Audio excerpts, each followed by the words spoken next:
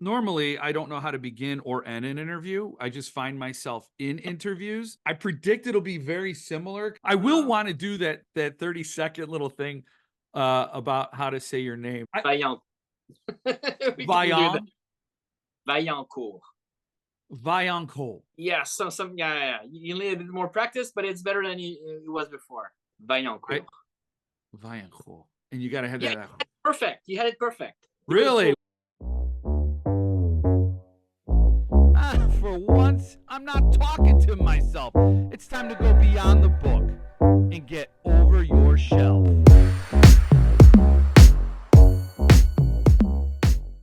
Thank you for joining me today, Francois. And I think you have worked with just about every single publisher I buy from, or all of my favorite authors almost. I don't want to say that because I'm sure there are some authors I love that you have yet to work with.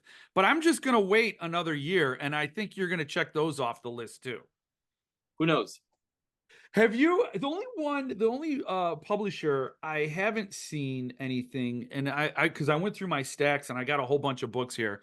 The only one I couldn't find one on, and I know I'm probably wrong.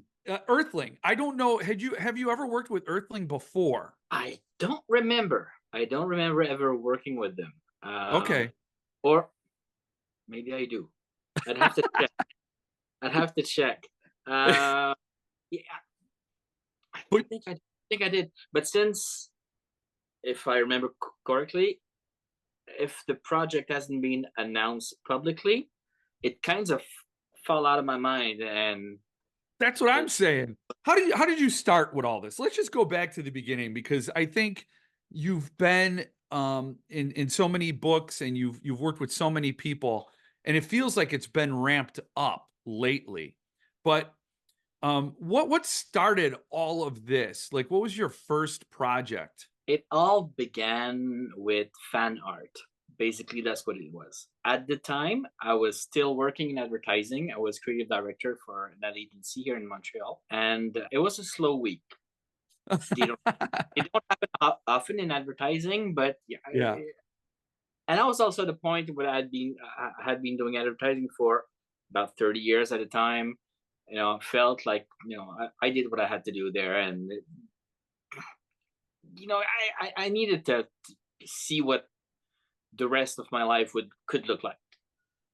So anyway, gave myself an assignment. I decided to recreate book covers of books I liked. Basically, as was it. Since I'm a big fan of Stephen King, I started doing some King themed books and posting them in Stephen King Constant Reader Fan Club page on Facebook. People reacted very positively to it, and got a lot of encouragement, and people were digging the stuff. Hmm. So I kept doing them and doing them and doing them. And at the time, Richard Chismar and Stephen King had just published the first Gwendy book. Button Gwendy, box. Yeah. yeah, Gwendy, the Button Max. And lo and behold, it just so happened that I had done this cover during my self assignment, if you want. And I didn't know that Chismar was a member of that group. So I decided to message him and show him the cover and ask him, hey, here's who I am. This is what I do. You're a Wow. fairly well-known guy. Could you give me some pointers and comments and everything? And he was very helpful, and he wanted to see more. So I did more and more. I not official projects, but stuff that I would share with him. One day he said, have you ever thought about doing this professionally? Would you do Yeah. a real project? And I said, yeah, sure. And it started off with a poster for Billy Chismar, one of his kids, who had done a short movie. Widow's Uh, Point or Murder House. Was it Murder no, House? no, it was gone, and more projects came in. Now that you mention it, and so that was like what, 2013, 2014? I don't know what year that was because my introduction to you was Widow's Point, the Yeah, the novel. I bought the higher end limited edition one yeah. where it had your cover on it. Both Glenn Chadbourne and I worked on that book. Yeah, yes. Yes. And so that's like then right at the beginning of you coming on the scene then. Exactly. Those were my first official illustrator project, if you want. So that thing, kept going, and I did quite a few projects with Richard and some more for self-published authors and things like that. And it was going well. I wasn't sure what I really wanted to do for the next few years. It was still in a very in motion thing, if you want. Then after a year and a half, maybe, I remember crystal clear. I was sitting in the living room watching a movie with my wife, and got an email from Richard again, and the title was "Top Secret Stephen King Project." Ah, wow. Okay, let's open up the email. Yeah. And uh, they were asking me to do the cover for Flight or Fright, the anthology that King was editing. Yeah. Yeah, King, Bev Vincent, and I think Joel Hill was in it. Yeah. Joe Hill was in it. A ton of great stories, ton of great authors in that book. That was for me, that was a great project to do. But at the same time, I felt that I was kind of, I don't know how to explain it. Maybe it was going a bit too fast. I had been doing this for a year and a half, and I get a King project, even though it's not a King novel per se. His Oh, name well, attached yeah. to it. So it gives you a lot of exposure Yes. and some street cred, if you want. Now, not too long after that, maybe a year and a half after that, Brian James Freeman left Cemetery Dance, Did and Levidian, yeah. yeah, it was letterpress first for his first book. Yes. Yeah. Oh, that's right. You did Revival. It's kind of interesting. I was talking to another artist, Mark Burkhart, who told Mhm. me, he said, if you think about it, all art throughout history has been a commission. It's very rare for an artist to just do pieces they feel like doing. And there are obviously those things that are just like, hey, today I feel like drawing this and I'm going to sell it. But he said most of the careers are built on commission. People hire Yeah, you to do a job. And the best thing you could do is to find people you like to work with and projects you like to work on. But to pay the bills, a lot of times. But the work you've been doing and the way you deliver on it, it's a shock to me because it looks like you've been doing this forever. Like you're just rolling out with these insanely awesome pieces of art that totally fit the emotion of the work, that totally elevate the production. And you seem like, yeah, it seems inevitable and it seems obvious that you've been doing this forever. When in fact, I've been collecting almost a little bit longer than you've been active in producing this stuff. And that just shocks me. I don't know. It's sort of like a wow moment for me to see that. yeah. I mean, I'm the first one surprised on how everything. And you said it feels like you've always been doing that. Yes, I've always been doing that, just not professionally. I've Yeah. always painted and drawn. I had art shows in Montreal, quite a few of them that were fairly successful, but it was more traditional kind of painting, if you want, with traditional mediums like acrylic and things like that. It's all that experience that I've been accumulating throughout these years that boiled down to a, a, a quick way in, if you want. Obviously you had a lot of ramp up time. You were getting on the on ramp for a long, long time. And then when you're on the highway, you're already moving at the speed of everybody else because yes, that's been something you've been doing behind the scenes or with no exposure other than self promotion. What's incredible about a lot of the work we're seeing today, a lot of authors and artists are doing it for themselves, just hustling for themselves and getting the word out and building their own networks. And Yeah. I mean, obviously meeting Richard Chismar and getting that leg up was a sort of the dam broke and the floodgates open for you. That's why I feel that I've uh, jumped a few steps along the way. It's still pretty surreal sometimes, when I think of myself 5 years ago or 7, 8 years ago, and where I am now with the kind of projects that I'm entrusted with. It's a bit surreal. It's a bit surreal, to be honest. Would you have started earlier? So, like you said, you were doing the corporate, advertising life, and Mhm. then you did this, and it's sort of, like, blown up. If you could go back and do it earlier than you started this leg of your career, would you have done Uh, that? no, I wouldn't change a thing for various reasons. I think that life will bring you where you need to be at a certain point. Had this happened a year, 5 years, 10 years before, I don't know if I'd be, if I was ready for that kind of transition at the time. My Wow. mind was still on advertising. Um, I don't know if the fantastic projects and people I've met would have been available to me at the time.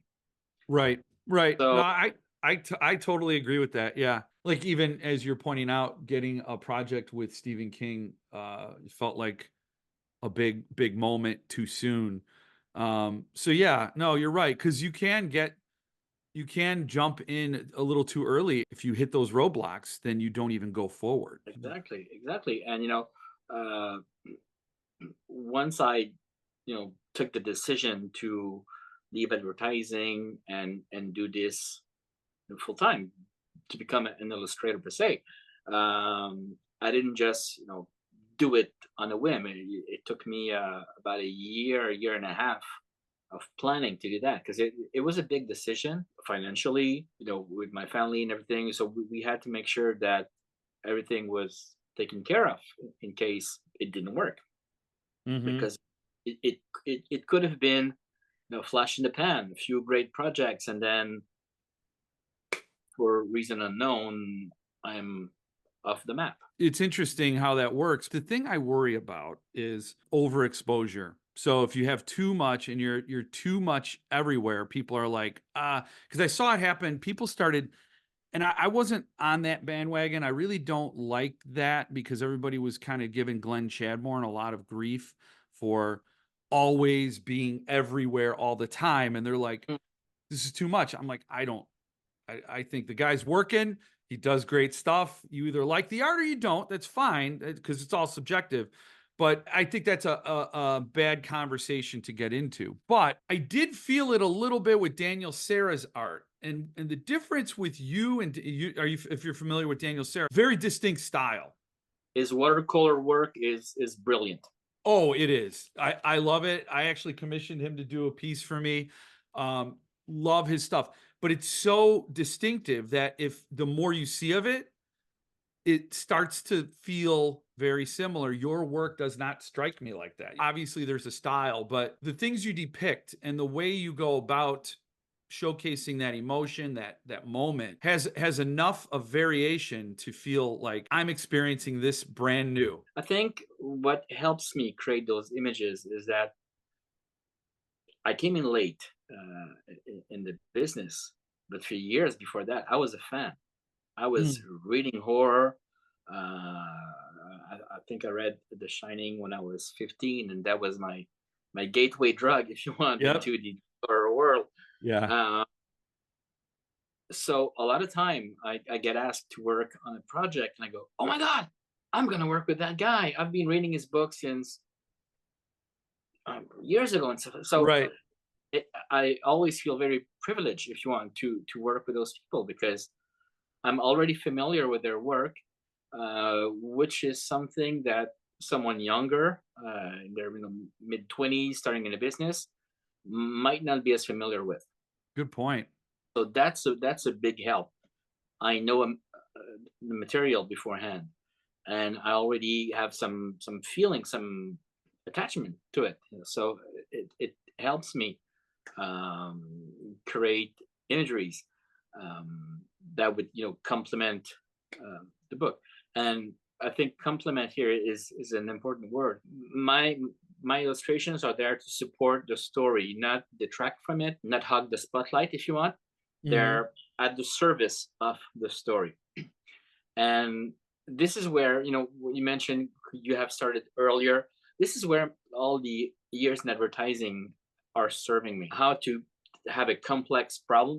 When you do an ad campaign, client will give you tons and tons of information of the product, and then the guy from strategy department will give you that, and Yeah. basically take everything and boil it down into a 30-second commercial or a billboard or a print ad. And when working on a book, on a cover or interior illustration, it's the same thing. I have tons of information. Now, how do I make it simple, make it concise enough to convey a lot? Yeah. Trying to do a lot with little, I mean, it's a page, it's a cover.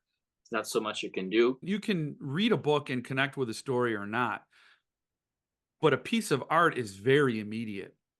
Yeah. You know, you have an immediate emotional reaction. You don't have to, when you're sitting with a book and you're reading words, you give an author a lot more lead to make the point. You give them a lot more leeway. An artist, you have to sum it up in one emotion. And Well, we're visual creators, creatures. Uh, We learn to draw before we learn to write or read. Kids mhm. will draw and will convey emotion in their drawing, and that's how we're wired. You see an image and you react, and it's as simple as that. Yeah. So what do you use when you create? When you sit down, do you sketch? Yeah. First thing I do, I read the book, obviously, and then do little doodles. I take notes. I take tons of notes, and I do little 2 inches by 1 inch quick doodles, just so that I don't forget what I'm thinking about when I do that. Once that is done, I will take the ones that I think are the most interesting and do more elaborate sketches that I will show to the publisher or to the author, or to both. It really depends. Each case is unique, and once approved, or tweaked or anything, then I start working. I work. It's mostly digital work. It's all Photoshop. I have a big ass tablet wired to my computer, and there you go. Now, what I'm trying to do, and I think I'm doing it fairly well, is make my digital work not look like digital work. Yeah, that's a challenge all on its own. Yes. Yeah. So very often I will also paint or draw elements that I will scan, bring them in. There's a lot of textures involved. The tools need to serve the image. If I need to go 100% digital, it will be 100%. If I need to go 50% and then sketch and stuff, it's whatever needs to be done for the image to work at the end and convey whatever emotion it needs Mhm. to. What's interesting is you see these pieces, you see them in the book, and it is you're crafting this art, and then I see your remarks. I saw you did a remark for Gone South, where the alligator is Going on the on. page and it comes over the book edge. Oh Yeah. man, it blows my mind because you are working with multiple tools. I had no idea you mixed things in there. And one thing I did notice is that when you do a book, there's usually a ton more art in the book than other editions. Is that by choice? Is it like you need to have these? I think there's like 17 images in Revival. It all boils down to the publisher's budget. I mean, I'd love to create more images for a book, but there's a budget constraint, there's a time constraint also, Yeah. and sometimes it evolves. We're talking about Philip Fracassi earlier on. I'm working on another book with him, Yeah. Yeah. uh, and I can mention it because it's been It's announced. announced. Yeah, I'm doing Third Rule of Time Travel with Fantasy Press. And originally, I was supposed to do the jacket, a frontispiece, and one interior illustration only. And I've presented them ideas for the jacket, frontispiece, and I think 6 ideas for the interior. Just pick the one you like the most. Lo and behold, we're doing 3 interior illustrations. Oh, that's awesome. That is awesome. And it happened also, I think, a few times with Brian Freeman, where I said, you know what, here's a list of 20, 25 illustration that we could do for that book. You've asked me for 10. Uh, I mean, on the house, I'm doing Oh, 11 or 12 because they're cool pieces. I mean, I'm happy doing them. I I'm know. I'm doing one right now where originally I was supposed to do 15 interior. I'm doing 18 because fuck it. Yeah. It's gonna look better. It's gonna look better. Yeah, Um, I mean, obviously there are page count issues, and then how are these pieces printed? Yeah, it goes into there is unlimited love for a limited amount of space. So I could see how a publisher would be like, "Well, I can't. I'm going over some page counts here," but that's awesome. More, yes, I want more. I'm so happy about Third Rule because that's my yeah, favorite Fracassi book. I can't show you anything yet, obviously, but No, no. they look good. Yeah, that's 2025. That'll be I s think so. Yeah, that's a I think ways out. they want to come out with the limited edition as at the same time that the trade edition will be published. Yeah, that's pretty cool. Are you gonna Uh, do remarks? yeah, yeah, yeah. I will do. What I'm trying to do with remarks also is kind of limit the number of remarks that I do. I try not to go over 25 remarks per book. Um, Two reasons. I think, if you do too much, and we all know artists who do tons of remark, and it kind of cheapen the work. Yeah. It's less valuable for collectors. The other thing is that at one point with a book, you hit remark fatigue because you do a remark, you know what people will want you have a fairly good idea of what people will want. You do it once, you do it twice, even though it's different each time. You do it thrice, you do it 5 times. Did you see Eli John on, Facebook talking about that exact thing? Yeah, yeah. He did 40 remarks for different seasons, and a lot of the collectors were like, "My remark looks exactly the same as this other guy's." I'm actually doing the remarks for the limited edition of 11/22/63 by King that I've just finished doing for PS Publishing. And in my contract, I had to do 35 illustrations for the book, which is the biggest number I've ever had to do. That's almost one per chapter. And I think 36 remarquees for uh, the lettered edition. And that's before doing remarquees for the collectors that will, reach out to me one on one to get Yeah. remarquees. And yeah, I completely understand Eli's position. After doing I'll call them the official remarquees, for the limited.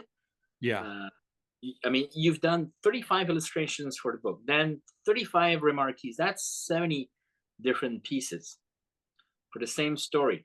Yeah. And I mean, I love 11/22/63, but it's not an action-packed book. There's a lot of thinking and what will Oswald do, and will he?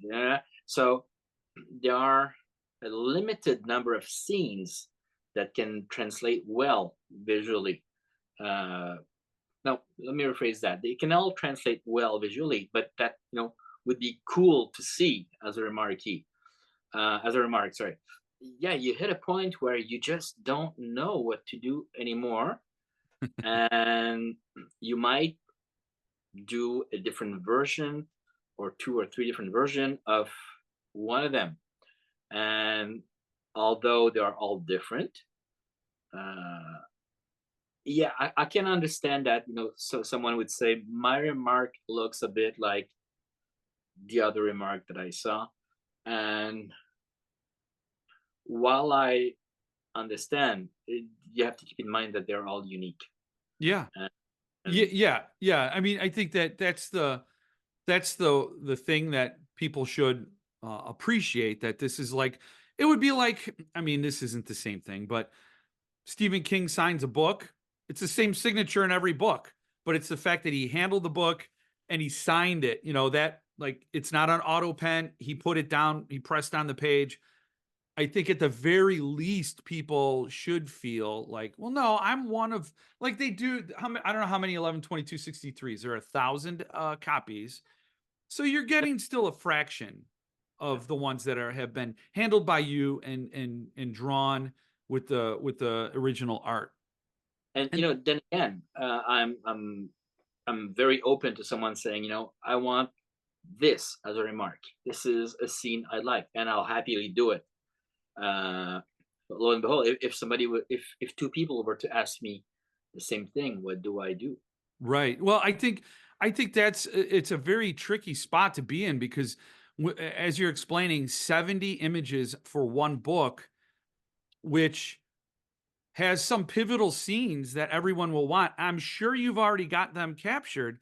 Now what's left? Now just certain objects, just things from the book that you can illustrate, like a bullet casing. Like, what do you do? Like, then it becomes, I can see. So I think with something like that, with such extensive amounts of art already attached to it, I think, yeah, a little disclaimer to people looking for, a little disclaimer, like if you're looking for a remark and you have something specific in mind, just know that I will of course do an original piece, but there may be something, the scene may have been depicted in another remark or already in the book.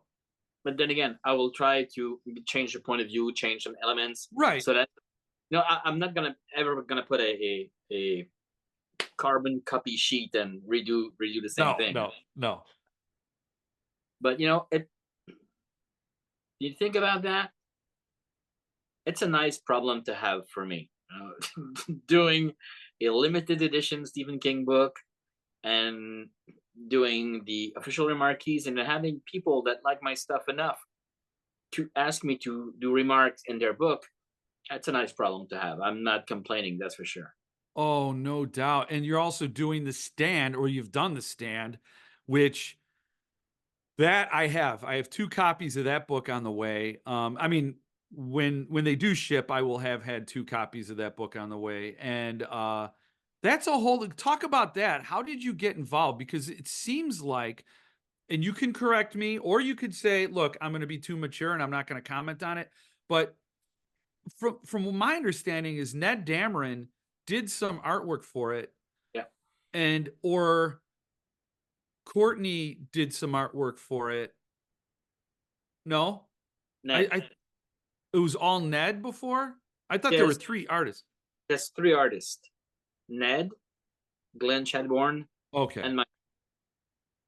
If Courtney was ever involved, I don't know. Okay, You know, I could be messing that up, but then Stephen King didn't like Ned's work, or I don't remember why there was a fallout. you are putting me in a very position right now. I hate you much for it. Okay. Uh, Look, there's there's a lot of rumors and possible explanations about why it's not all Ned's work. I've seen all Ned's work, um, but at the end of the day, they asked me to contribute to the book, Yeah, yeah. which I did. Again, pinching myself very hard that I was asked to work on the stand after doing this for just a few years. Um, but yeah, um, I don't think I'm the best illustrator there is, but I am certainly the luckiest. That's for sure. Uh, so best is a bad word. You can't say best, you can't say, like, the thing that I connect with most is that it's obvious you like this stuff. It's obvious you are paid to do it, but you want to do it. Like that comes through. Your Randall Flagg, um, in the jean jacket, the red face with the horns, That's amazing. I mean, and the glee, obviously, it comes, and I think that's something you can't fake. Yeah. I mean, I'm in the best position ever. I get paid to do things I like for people I admire and respect, and I get a recognition for that work by people who are asking me to do more and stuff like that. So what else can I ask? It's Yeah, you've made it. You've made it. And how do you manage all your time? So with all these projects, and can you work on multiple books at once, or does I have, that like mess with your head? no, I have to work on multiple projects at time. Um, but they're all different and they're not at the same stage at the same time. Okay. So I might be doing sketches for this one, I might be reading that other one, and I might be doing final illustration for a third book. Uh, but there's always multiple projects going on at the same time. How far out are you booked? Right now, uh, I'd say mid June, end of June, something like that. Oh, It's not wow. not too bad. I mean, I know people who are booked a year in advance. Yeah. Yeah. Yeah. No, and I know some of this stuff, like when I get the stand, that stuff you did years ago, at least two years ago, that I'm aware. Are you also doing remarks for that through Cemetery Dance? There were some remarks done for Okay. some instances of cemetery dance, and I will also do some remarks personally. And then there's also something else coming on that I can't talk about right now. Oh, that's a tease. I mean, yeah, No, I don't know how all you people keep secrets. As somebody who enjoys this stuff, you want to talk to people about it and like, "Oh my god, I can't wait." And it's a lot of, how is that for you to be in the social media groups? Because that's where I saw you from initially. You and Philip Fracassi are two people that I'm like, "Oh yeah, these guys on Facebook. Like I've seen them around. They're collectors, they're fans." And then you're doing this stuff and it's like, "Oh, you kind of look at the people a little differently after that." So what's it like for you to be part of these communities and be involved at that level? it's surreal. It's completely surreal. Years ago, I was working on a book, and I was at the reading stage, and I was at a friend's cottage in the woods, perfect environment for a horror story. And I was reading the manuscript. It was a Word document. And at one point, I stopped and I say, "Whoa, how many people have read that book? 10, Wow. 15, stretching it maybe 17, 18." And I'm reading it right now. And they're entrusting me with some work that will help that author and that book to be, better known. And he's counting on sales from that book to put food on his table. And it felt very, very very sorry weird, and very humbling at the same time. I'm just that guy in Montreal with a nice studio, but that's it. There's nothing special about it. And I get these projects with great publishers, fantastic authors. It is surreal. It is very exciting and very humbling. You're the type of artist and creator that I will always root for, because you can't you can't you can't pay somebody to care. I've even noticed that with lawyers and doctors, and if they don't care, they're not you can't pay them enough to care. You can pay them enough for them to be invested in the outcome as a sort of professional exercise. Mhm. But that joy, that connection with the work, that idea that you would be reading this book and understand the significance of being a co-creator for the reader, because when the reader, if you're reading a book and only 10 other people have read it, that's incredible, because you are going to be part of the experience for the readers just as much as that author at that point. It's not like The Shining where everybody's read it, they already have the images, and then you read the book with new art and you're like, "Oh, that's a cool way to I didn't see it that way, but I like it and it's cool and it's a fun thing to have." You are going to be there with the author telling the story alongside to the reader. And that's it, and the fact that you took that and you honored that in your thinking is shows that you care. Well, I think caring for a project is very important, and it happened to me uh, maybe half a dozen times. That, after reading a book or talking with the author, um, I had to tell him, you know what, I'm not feeling it. I'm not feeling it. I am not the right artist for your project. I will do okay work. I won't do great work, and that's going to be a disservice to you, a bad use of your money, and you're not going to be thrilled with the end result. I'm not going to be thrilled with the end result. We better stop it now. Maybe another project will come in a few years where I'm a better match, but I'm not going to do good work if I don't get, I wouldn't call it emotionally involved.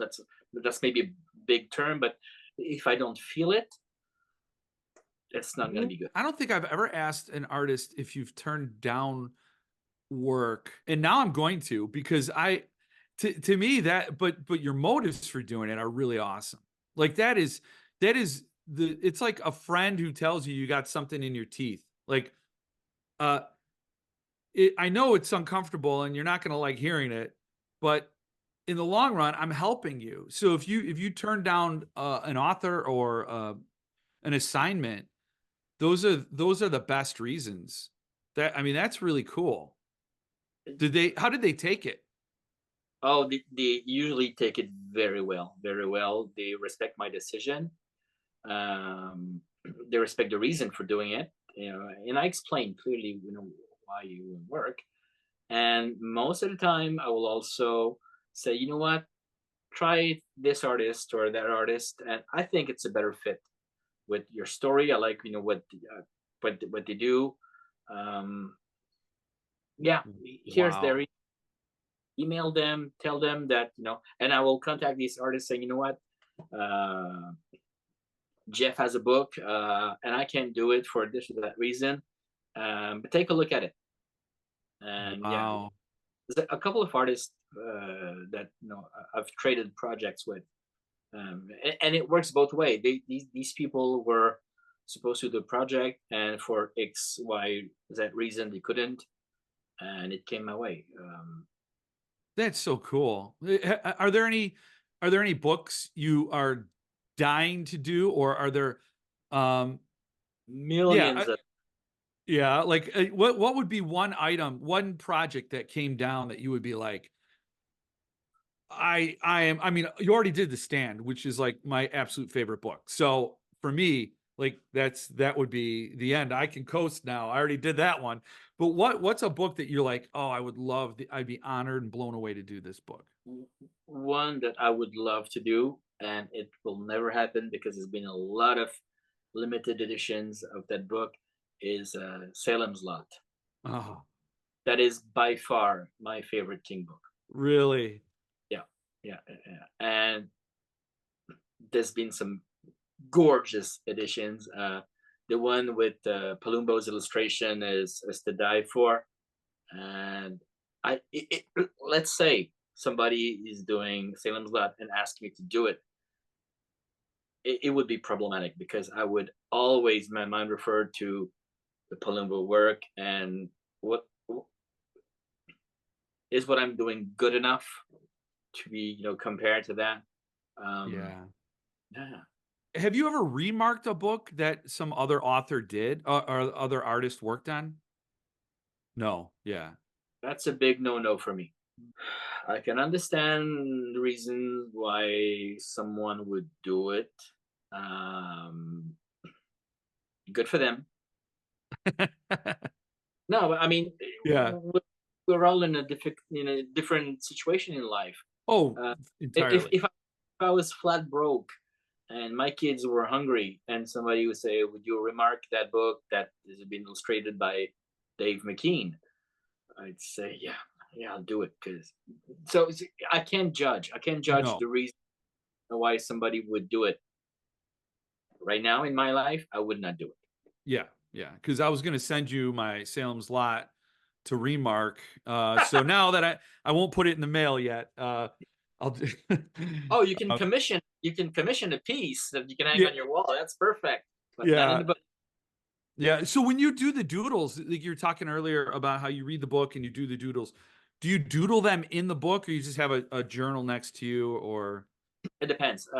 Most of the time, I get a digital copy of the book, either a PDF or a Word Oh, okay. document. So I'm not gonna carve my screen to doodle. So I No. have ads. I have same sketchbook. I always buy the same sketchbook, and I put them in my bookcase after. If it's a short story in Word or PDF, I might print it and then I would sketch on the pages. If somebody sends me a physical copy of a book, I'm not gonna sketch or anything like that. Yeah. Because when you're doing a limited editions, most of the time the book has already been published Right. recently or older. Um, like when I did the Elsewhere with Davidian, um, I bought a copy. I bought a physical copy of the book, Mhm. um, and I can't get myself to doodle or take notes in a Well, book. I I'm mean, I'm just saying you could probably sell those for a lot of money. A doodled, a working copy from Francois would be I've been offered money for my sketchbooks. yeah, I can imagine. So do you but you would you sell those? Eventually, yeah, yeah, yeah, yeah. Oh, There's one that is being used only for 11/22/63, um, and I'll bring it with me to there's a Stephen King convention this fall, King Kong, yeah, uh, yep. and I'll bring that sketchbook, and who knows what's gonna happen. Oh, wow. Yeah, that would be amazing. I think you're gonna get a lot of really interested people in that particular sketchbook. And Th even if it doesn't end up being sold, I think it's cool for uh, people who have interest in that book to actually hold in their hand and see the process, see the notes, the doodle. It creates a certain rapport between the project and yourself. Yeah, entirely. I mean, that's the whole reason why I like talking to artists and authors to talk about these things that really are very. You just want to go deeper. You know, when you love these things, you just want to go deeper. You want to see the humanity because as a reader, you're connecting to authors and artists, even though they don't may not know who the hell you are. You're you're just some person who picked up a book and read it and loved it, but you are connecting to these people. So that's what drives me to talk to people and see what do you feel and when it turns out that they also feel that joy of the story. That is also one of the reasons why I'm active on social medias, because I can connect with people and chat about the process, either on Facebook or on my Patreon or anything like that. And share those doodles, share those sketches. Um, yeah. Well, we're at the hour. I appreciate you taking the time today. What's on the horizon that you can talk about? Okay, I'll tease you one. Okay, Okay. that should come out either at the end of the year or early next year. Um, I've done Stephen King. I've done Joe Hill. Now I have two more to go to have the complete family, Oh, wow. and that's all I'll say. Oh, that's awesome. That's so cool. That is so cool. I think I made a connection, and I think a lot of people who will see this will make a connection and will probably think about what it is, who it is, and probably where it's coming from. But you didn't disclose anything, so you're That's cool. That is cool. Very cool. Yeah, I have your Joe Hill stuff too. I love working with Joe. We've developed some kind of relationship. We saw each other in real life because most of the time it's through emails and stuff like that. And so I've met Joe a couple of times, and I love working with him. He's so talented and easygoing at the same time that it makes my job much easier. Yeah. No, he seems like a really humble, down to earth guy, and he does every time I hear about him, he makes times for fans, and is a really decent dude. So, and I love hearing that. I do. I mean, the horror community is full of people with big hearts, and we're good people at the core, and that sort of energy is contagious, and I'm glad you're part of it. So thank you for being on this today. I'm happy and thrilled that as a fan of your work, I get to geek out with the people who are also fans of your work, and it's heartening to know that you're a fan of the whole community as well. Thank you.